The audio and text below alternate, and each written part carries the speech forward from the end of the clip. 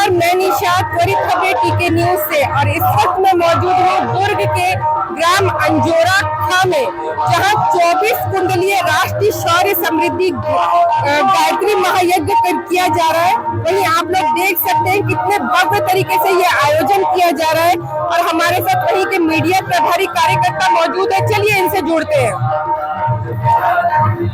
हाँ, ये ग्राम अंजोरा में 24 कुंडली राष्ट्रीय शौर्य समृद्धि गायत्री महायज्ञ हो रहा है।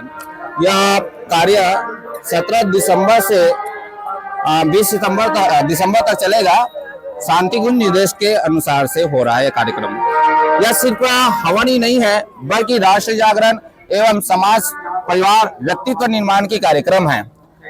यहाँ बच्चों का संस्कार, गर्भ संस्कार और जितना हमारी भारतीय संस्कृति की संस्कार है वो संस्कार निःशुल्क करवाया जाएगा। आप देख रहे हैं बहन जी, यहाँ डॉक्टर लोग बैठे हैं, है ना, निःशुल्क सेवाएं दे रहे हैं। स्वावलंबन भी लगा हुआ है। स्वावलंबन में क्या होता है उनकी जानकारी हमारे कार्यकर्ता दे रहे हैं।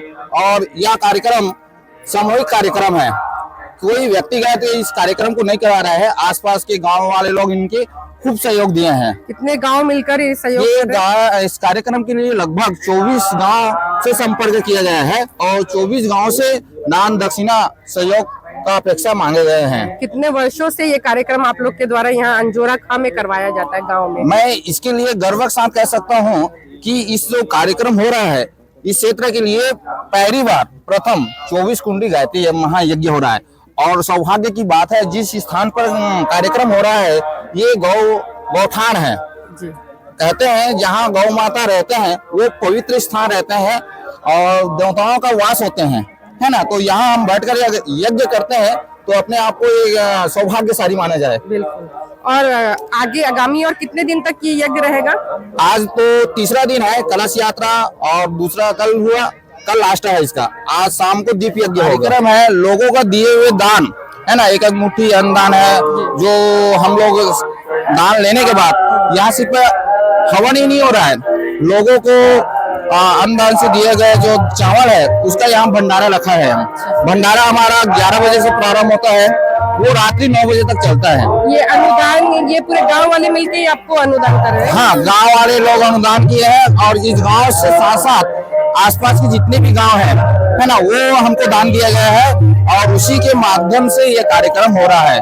आसपास के गांव वाले लोग इस कार्यक्रम को सपोर्ट किया है और श्रेय उन लोगों को जाते हैं जो एक मुट्ठी भी दान दिए है ना, उनका ही योगदान, उनका ही योग है इसमें, इस कार्यक्रम के लिए। चलिए आपको दिखाता हूँ मैं भोजनालय, जहाँ हमारे निःशुल्क सेवा दे रहा है। और इस कार्यक्रम के लिए विगत 3 महीने से लगा हुआ है। हमारी बहन लगे हैं, भाई लोग लगे हैं इस कार्यक्रम को और बहुत सुंदर तरीके से इस कार्यक्रम को प्रस्तुति कर रहे हैं, निःशुल्क सेवा दे रहे हैं। किसी को यहाँ तक भोजन बनाने वाले जो बहन है, बाबूजी लोग हैं, वे निःशुल्क सेवा दे रहे हैं, अपना समय दान।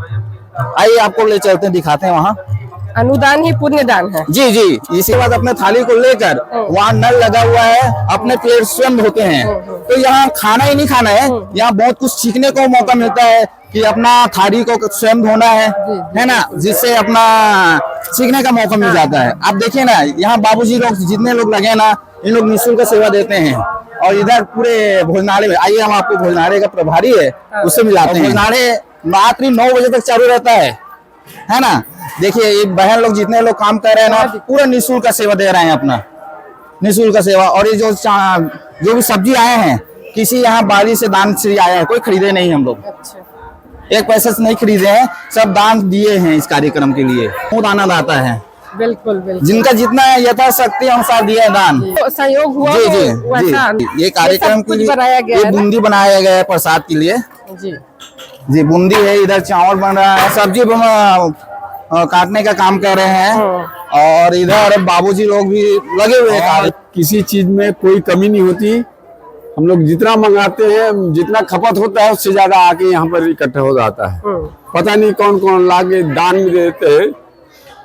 कितने लोग अभी तक, आप लोग का ये तीसरा दिन है, तीसरे दिन में अभी तक कितने लोग यहाँ पे भोजन कर चुके हैं और अब करने वाले हैं? और जैसी यहाँ पे व्यवस्था दिख रही है उससे तो लग रहा है कि काफी संख्या में लोग यहाँ पे आए हुए हैं। हाँ, कम से कम 6000 लोग अभी तक भोजन कर चुके हैं, है ना। और कम से कम आज 2000 और करेंगे तो 8000 और कल 5000 लोगों को आने की उम्मीद है। ये सारी व्यवस्था भगवान की कृपा से ही लग रहा है कि हो रहा है। हाँ, सारी कृपा हम क्योंकि लोग। जैसा अभी सर ने बताया हमें कि ये सारा कुछ अनुदान दिए हुए रांची से ही है कि आप लोग जी मेहनत करते हैं, घर घर जाते हैं। 24 गांव में निमंत्रण गया है, घरों घर से, सब घर से अन्न मिला है, कोई जो सामान जिसके पास मिला सब ऐसी व्यवस्था हुई। मैं राधेश्याम साहू, मैं कम से कम 80 से जुड़ा हूँ मिशन से।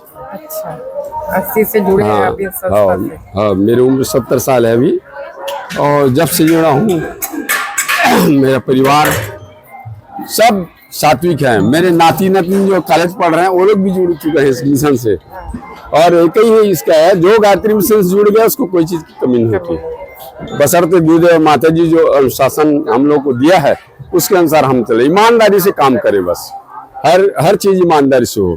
यहाँ का हिसाब किताब जो भी आता है वो भी सब ईमानदारी से, एक पैसे का कोई भी पूछ सकता है आपने क्या दिया हमको, हमने कहाँ लगाया, बस। वो सारी जिम्मेदारी किसको रहती है? सारी जिम्मेदारी हमारी व्यवस्था की, केंद्रीय व्यवस्था की। हम लोग 8-10 लोग हैं, है ना, व्यवस्था बनाने के लिए वो सब की व्यवस्था बता रहा है। था कि भोजनालय, हमारी जो भोजनालय है गायत्री परिवार की, वो एक अनुशासन है, एक संस्कार है ना। जैसे कि खाने की व्यवस्था जो होती है, यहाँ प्लेट रखा हुआ है 3 सेट में, और उधर पीने का पानी है और नल की व्यवस्था है। किसी प्रकार की असुविधा नहीं है, और आप रात की 9 बजे तक आ जाइए, आपको पेट भर भोजन मिलेगा।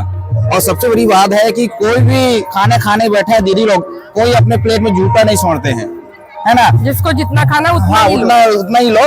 और दूसरी चीज, इनका थाली धोने के लिए कोई नहीं है, ये स्वयं धोएगा अपनी थाली, और इसको खाना देने के लिए कोई भी नहीं है, ये स्वयं जाएगी अपना खाना लेने के लिए वहाँ से काउंटर। हाँ, जितना बार जाएगा उनको वहाँ उतना से खाना मिलेगा, जितना खाना है उतना खाना वहाँ से मिलेगा, और बेकायदा यहाँ बैठ का खाना खाएगा, और उसके बाद वहाँ धोएगा। वहाँ धोने के लिए इसके लिए निरमा साबुन जो भी है आकर वहाँ खाना खा सकते हैं। बिल्कुल सुबह 11 बजे से 9 बजे तक भोजनालय हमारा खुला रहता है। अच्छा, मतलब अगर बोला जाए कि कोई भी व्यक्ति यहाँ से भूखा नहीं जाए। हाँ, भूखा नहीं जाएगा, क्योंकि अगर एक टाइमिंग रखते हैं अगर खाना खाने का, तो उसमें भीड़ होने का संभावना ज्यादा रहता है, और किसी को पेट भर भोजन नहीं मिल पाएगा, है ना। तो क्रम अनुसार चलता रहता है। देखिए, कुछ बहन खा कर जा रहे हैं, दीदी जा रहे हैं, बाबूजी लोग जा रहे हैं खाना खाने के लिए।